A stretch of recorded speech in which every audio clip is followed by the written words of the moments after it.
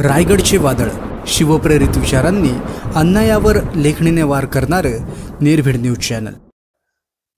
आज सर्वसामान्य कार्यकर्ता म्हणून मी गोरखसाहेब आपला पेशवाई रोड होणाऱ्या दुरावस्था झालेल्या रस्त्यामुळे पत्रकार परिषद घेतोय। त्यासाठी आपण सर्व पत्रकार बंधू या ठिकाणी वेळात वेळ काढून हजर झाल्याबद्दल सर्वांचा मी आभार व्यक्त करतो आणि धन्यवाद बोलतो।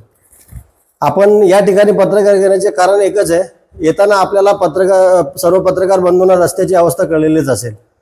आता हा जो नेरळ पेशवाई मार्गाची झालेली दुरावस्था आहे, ह्या संदर्भात आपण कित्येक वेळा अधिकारी असतील, प्रतिनिधी असतील, सर्वांना पत्रव्यवहार केले। मागील 10 वर्ष पाठपुरावा केला जातोय, अनेक जण करतायत, मी एकटाच करतो असं नाहीये, पण अधिकारी झोपेचं सोंग का करतायत?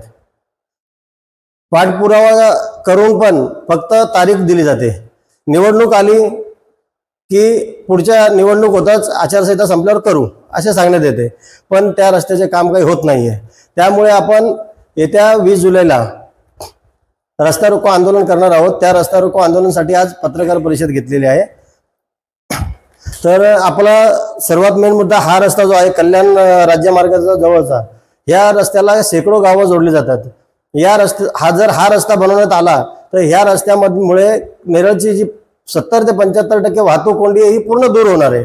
या संदर्भात आपण आमदार महोदयांना पण 2-3 वेळा विनंती करून होईल, करण्यात येईल असे शब्द आले। आमदार साहेब अधिकाऱ्यांना भेटलो, अधिकारी बोलतात आपण इथे प्रस्ताव टाकलाय, तिथे प्रस्ताव टाकलाय, आपण यांना हँडओव्हर केलंय, त्यांना हँडओव्हर केलंय, पण गेली 10 वर्षे हेच त्यांचे उत्तर आहेत आणि चाल ढकल केली जाते। त्यामुळे आज आपल्याला ही वेळ आले, आपण कोणत्याही राजकीय हेतूने राजकीय पत्रकार परिषद घेत नाहीये।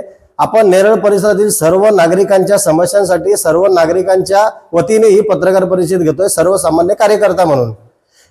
आता नेरळ कळंब राज्यमार्ग रेल्वे गेट जो आहे तो नेरळच्या अरुंद रस्ते असल्यामुळे त्या ठिकाणी पाडा गेटात सर्व शाळेच्या बस असतील, विद्यार्थ्यांना रोज 40-45 मिनिटे शाळेत जायला उशीर होतो। त्याला कारण एकमेव एकच की नेरळ पाडा गेटामध्ये होणारी वाहतूक, या वाहतुकीचं सर्वांना सकाळी आणि संध्याकाळी रोज 1-1, 1.5 तास म्हणजे तीन वेळा गाड्या जातात, तिन्ही वेळा 30-35 मिनिटं वेळ जातो।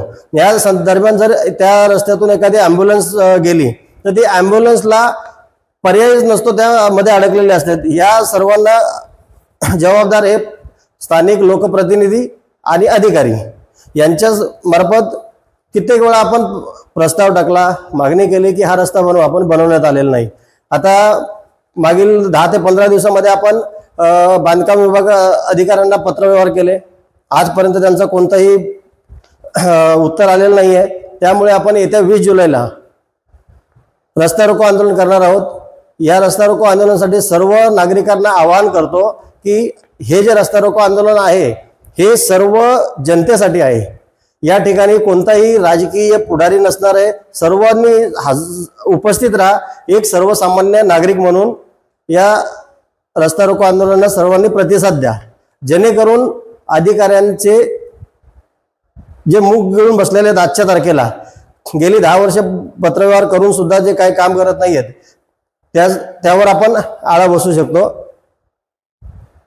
रस्ता रोको जो आपण करणार आहोत, रस्ता रोको जो आपण करणार आहोत तो साईबाबा चौकामध्ये करणार आहोत। तो कळंबवरून नेरळला जातो आणि साईबाबा चौकातून पेशवाई रोड मार्गे दामतला जातो, त्या ठिकाणी आपण रस्ता रोको आंदोलन करणार आहोत। आता हे ठिकाण निवडण्याचं एकमेव कारण असं की आपण नेरळ कल्याण मार्ग पण निवडला असता, त्या ठिकाणी रस्ता रोको आंदोलन करू शकलो असतो, पण आपल्याला मेन मुद्दा जो आजचा आहे तो हा पेशवाई रोड। या पेशवाई रोडमुळे किमान आपल्या इथे फार्म हाऊसेस आहेत, रिसॉर्ट आहेत, या सर्वांना जोडला जाणारा हा रस्ता आहे।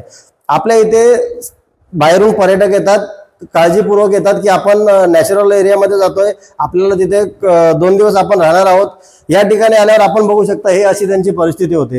हे वाहन काहीतरी 2 दिवसाच्या आधीचा ऍक्सिडेंट आहे, याचे 2 दिवसासाठी राहून इथून निघून चालले होते, जाता जाता त्यांनी रस्ता चुकवण्याच्या कारणामुळे त्यांचा ऍक्सिडेंट झालेला आहे, पूर्ण गाडी त्यांची लॉस झालेली आहे।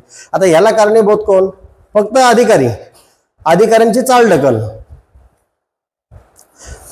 वारंवार दैनिक व्यवहार आपण कार्यालयात करतो आणि पावसाळ्यात चिखल रस्ता साचलेला असल्यामुळे लोकांना शाळेतल्या विद्यार्थ्यांना या चिखलातून जावं लागतं, त्यांचे युनिफॉर्म खराब होतात, त्यांना सर्व विद्यार्थ्यांना शाळेमध्ये जे दुचाकीवर जातात त्यांचे युनिफॉर्म वगैरे खराब होतात.